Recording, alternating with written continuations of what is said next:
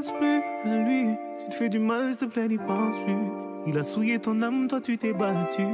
Ton cœur est plus précieux que de l'or. Hello la famille. Alors aujourd'hui, je suis en train de faire une réaction sur le son de Taïk.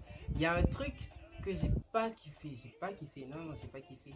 Mais il y a plein de trucs aussi que j'ai kiffé parce que dans la vie, lorsque vous connaissez quelqu'un, ne parlez pas seulement de ses défauts, parlez aussi de ce qu'il fait de bien. C'est jusqu'à la fin de cette vidéo, vous allez découvrir plein de trucs que vous n'avez pas remarqué avant. J'espère que tu as pris place. On y va.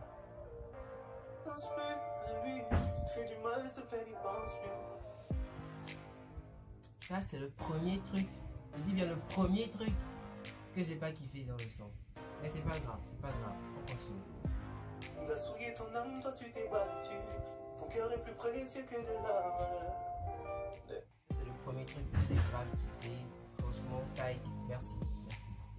En fait là, il est en train de valoriser le cœur de la personne qui a subi la rupture en fait, parce que après une rupture il y a certaines personnes qui se dévalorisent, il y a certaines personnes qui croient que à cause de cette rupture ils ne sont plus comme avant. Bon, certes plusieurs choses ont changé, mais ça ne veut pas dire que tu vas te dénigrer comme ça. Non, je suis désolé, mais il compare le cœur de la personne à l'or.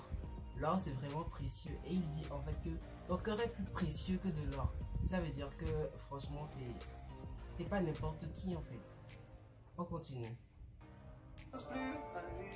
Pour un homme, tu ne veux plus voir le jour. Des milliers d'entre eux rêvent de te faire l'amour.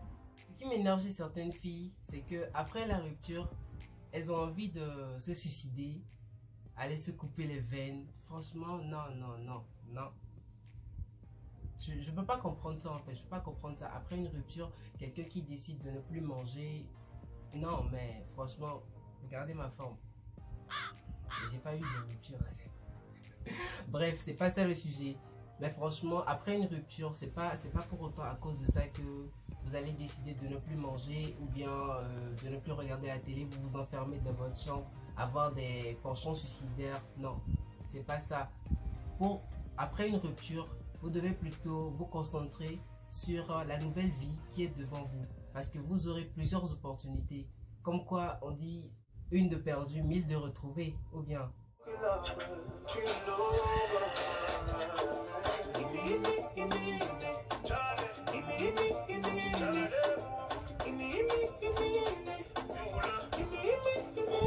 On va parler. Tu t'es pris un 4 pour un salaud. Et pour où tu t'es donné sans compter. Lui il a planté le couteau. Et il a regardé ton sang couler. Et depuis tu ne sors plus. J'ai demandé, on m'a dit tu ne manges plus. C'est ce que je disais. Tu ne manges plus. Tu as arrêté de parler à tes amis. Or, c'est tes amis qui sont censés t'aider lorsque ça va mal. Surtout ton meilleur ami ou ta meilleure amie. C'est ces genres de personnes qui sont autour de toi lorsque ça va mal, mec. Tu veux même plus leur parler. Tu t'enfermes dans ta chambre. Après une rupture, c'est pas ce qu'il faut faire. Non, c'est pas ce qu'il faut faire. Il faut plutôt chercher à faire le deuil. Vous devez chercher à faire le deuil de la rupture. Je vais vous expliquer pourquoi. Restez jusqu'à la fin de cette vidéo.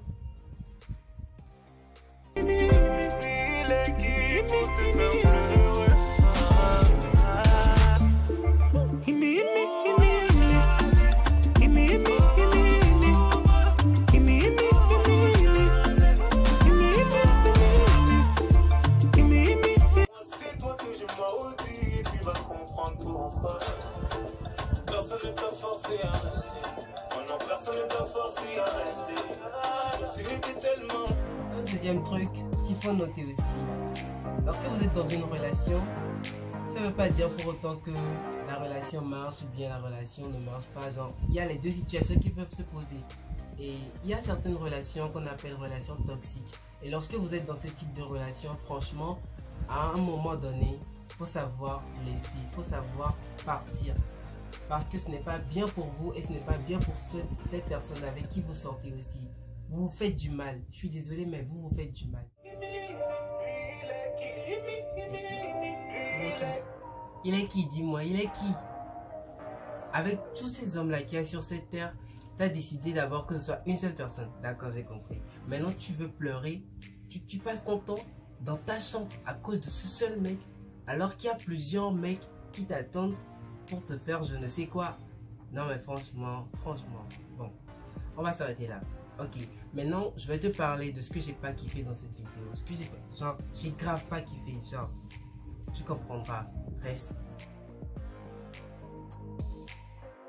N'y pense plus, c'est le titre de la chanson et aussi la phrase qui se retrouve dans le refrain que j'ai pas kiffé. Laissez-moi vous dire pourquoi.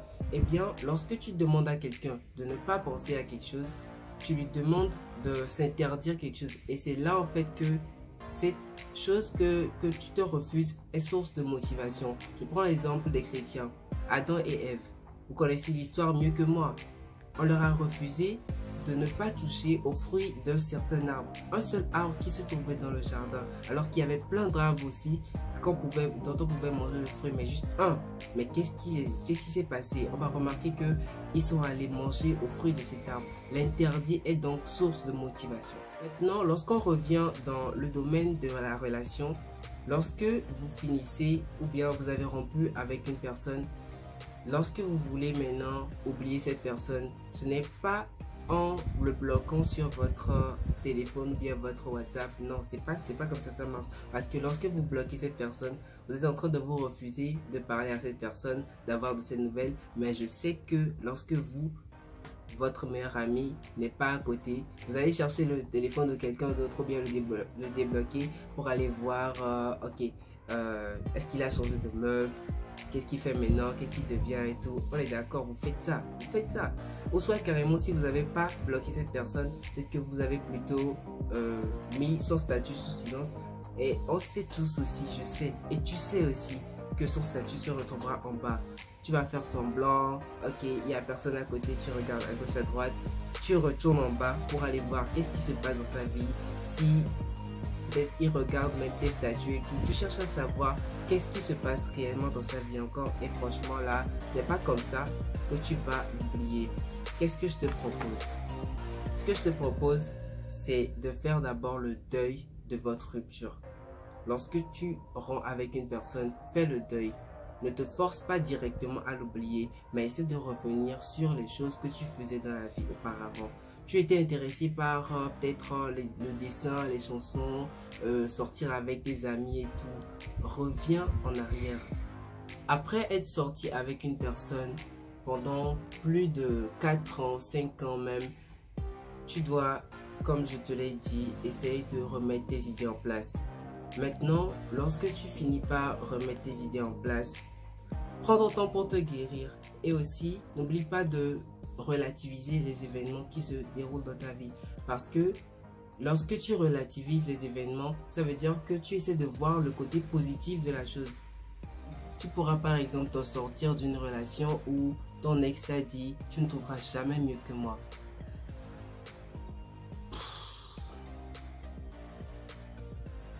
Franchement, c'est une phrase qui fait mal. Les ex, s'il vous plaît, c'est pas bien, c'est pas bien.